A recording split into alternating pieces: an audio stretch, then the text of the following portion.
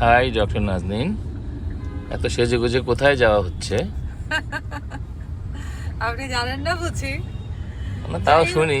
শুনবেন, ঢাকাস্থ একটি দূতাবাস তাদের দেশের জাতীয় দিবস উপলক্ষে একটি প্রোগ্রাম অর্গানাইজ করেছে।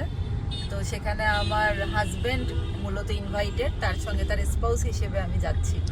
না তোমাকেও দাওয়াত করেছে? আমাকে দাওয়াত করেছে, Mr and Mrs invited. Mr and Mrs, but উপলক্ষটা কি আপনি তো, আপনার তা ঠিক মাধ্যমে আছে। আমি দাওয়াত পেয়েছি, সেটাই বলতে চাচ্ছি।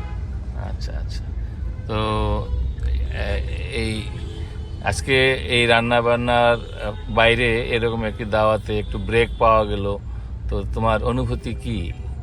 শুধু রান্না বান্না না, আমার অনেক কাজ বলতে গেলে জমে আছে। আসলে যিনি দাওয়াত করেছেন আমাদের বন্ধু, স্থানীয় একজন ব্যক্তি, অনেক শ্রদ্ধেয়, আমাদের ভালোবাসার মানুষ।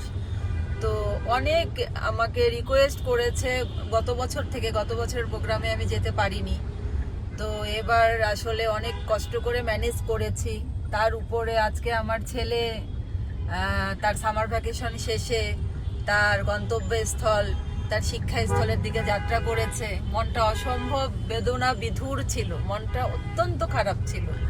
কিন্তু তারপরেও যেহেতু আমার হাজবেন্ড কথা দিয়েছেন আমাদের সেই বন্ধু, স্থানীয় ব্যক্তিটিকে, যারা আজকের হোস্ট, তো সেই কারণে আমি শত কষ্টের মাঝেও, শত ব্যস্ততার মাঝেও একটু সময় বের করেছি। ফিরে এসে আমি আবার কাজে লেগে যাব, সেটা যত রাতই হোক। আমার তো এমার্জেন্সি কাজগুলো, আমার ক্যান্সার নির্ণয়ের যে কাজগুলো আছে, সেটা তো করতেই হবে।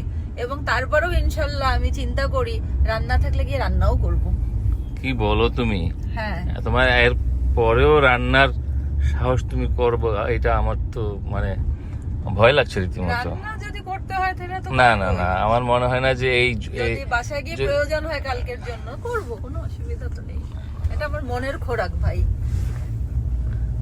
আচ্ছা, আর আরেকটা বিষয় আমার যেটা মনে হয় যে আমরা যেহেতু অন্য একটি দেশের সংস্কৃতির মানুষ,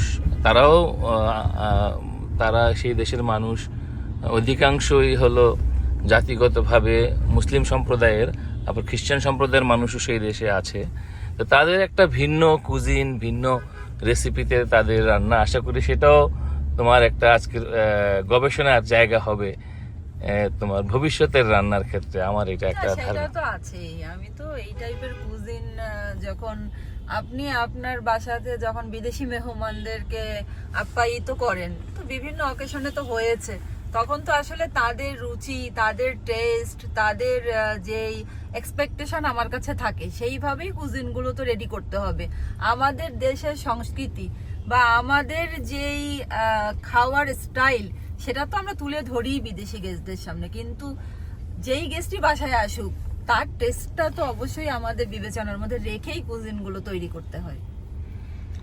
ঠিক আছে, অসংখ্য ধন্যবাদ। আশা করি আজকের এই অনুষ্ঠানে আমাদের অংশগ্রহণের মধ্য দিয়ে আমাদের যিনি হোস্ট, তাকে আমরা সম্মান জানাতে পারবো, তার অনুরোধের মর্যাদা রাখতে পারবো। যদিও আমাদের দুজনেরই মন খারাপ একটু, যে আমাদের সন্তান বিদায় নিয়েছে আজকে সামার ভ্যাকেশন শেষে। তো আমরা আশা করি যে সব মিলিয়ে এই বেদনার মধ্যেও একটা ভালোবাসার, বন্ধুর দাওয়াতের মর্যাদা রক্ষার যে ভালোবাসার জায়গাটা, সেটা রক্ষিত হবে। Thank you. আল্লাহ হাফেজ।